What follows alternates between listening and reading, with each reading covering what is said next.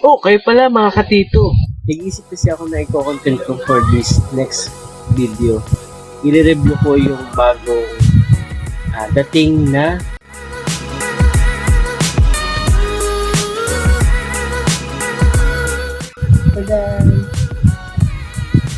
yan, ito yung bagong dating na graphic tablet.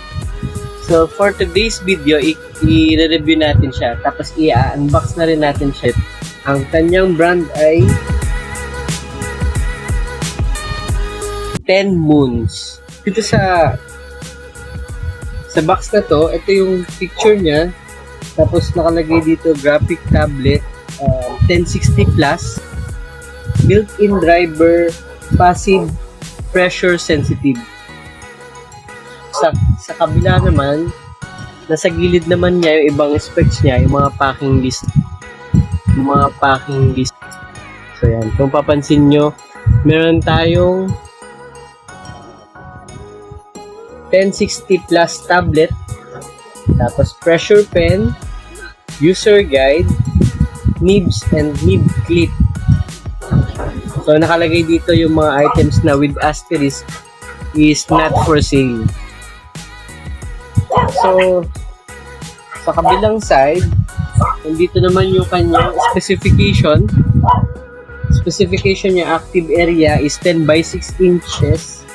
Ang pressure level, pressure sensitive, sample rate 233 pps, active height 15 mm, pen weight less than 9.5 grams, interface niya USB, tapos with working current na less than 45 milliamps, working temperature is -5 to 40 degrees Celsius, storage temperature niya is -20 to 60 degrees Celsius.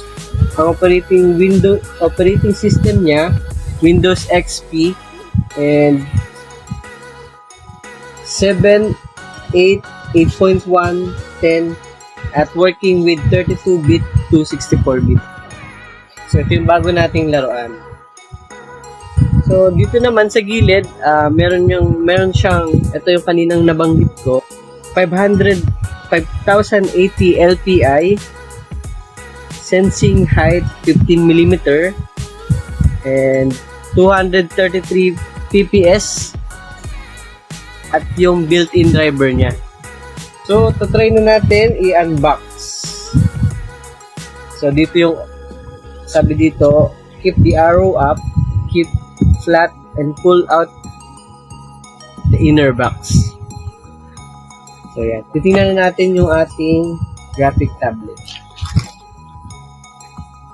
So yung price nito at saka kung saan binili is mamaya ko na lang sa dulo babanggitin. Disclaimer lang, hindi ito sa akin kundi sa kuya ko kasi kailangan niya ito sa paggagawa ng mga cartoons. So yan, i-check natin ito. Shoutout nga pala sa kay Kuya Alfie. Siya yung bumili nito.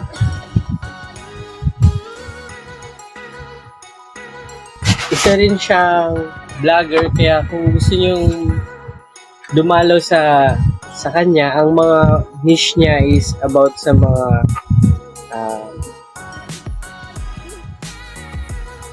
freelance. Yan. Kung mahilig kayo sa freelance, but please visit nyo yung website niya kasi marami kayong matutunan doon about sa freelancing.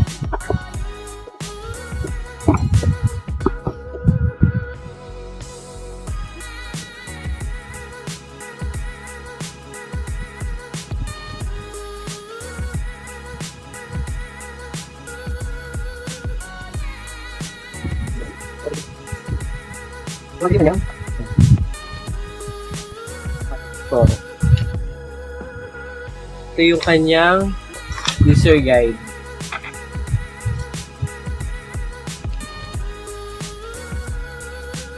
So, ito yung kanyang pen.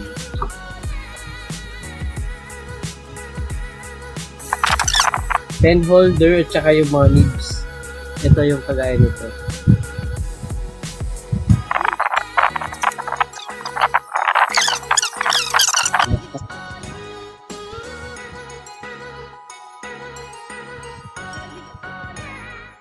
So, ito yung nasa loob ng kanyang box. Meron tayong ito na yung graphic tablet natin. Ito yung kanyang pen. At ito yung kanyang additional nibs and holder. Yung holder na to, ito yung ginagamit na ginagamit sa pagtanggal nung kanyang nung nibs na to. Natawag nila. Tapos andito yung kanyang user manual or user guide. At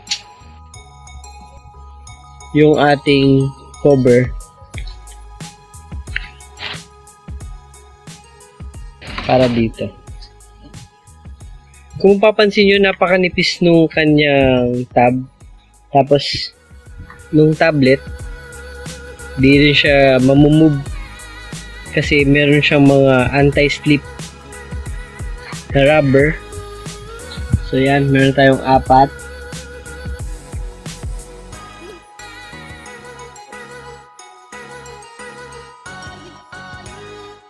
Na anti-slip na rubber. Tapos, dito pala sa likod niya, meron tayong mga QR code.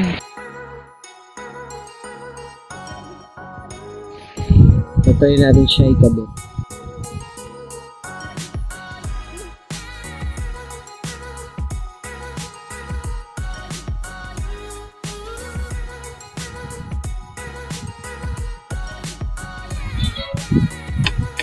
So yan, nag-install na yung ating software. Tapos kung papansin nyo, nagbi-blink na yung ating graphic tablet. And then, andito yung setup. Guys, kung di nyo pa napapanood yung aking video na KZZSN Pro, please watch it kasi meron kayong matutunan dyan na mga additional features ng ating mga IEM or in-ear monitors headset. So, i-click lang natin ang next, and then to continue, click next. If you would like to select a different folder, click browse. So, next lang natin. Tapos setup will create the program shortcuts in the following start menu folder. So, in-next lang natin and install. Click finish to exit setup. Ayan. Graphic tablet. So, i-open natin.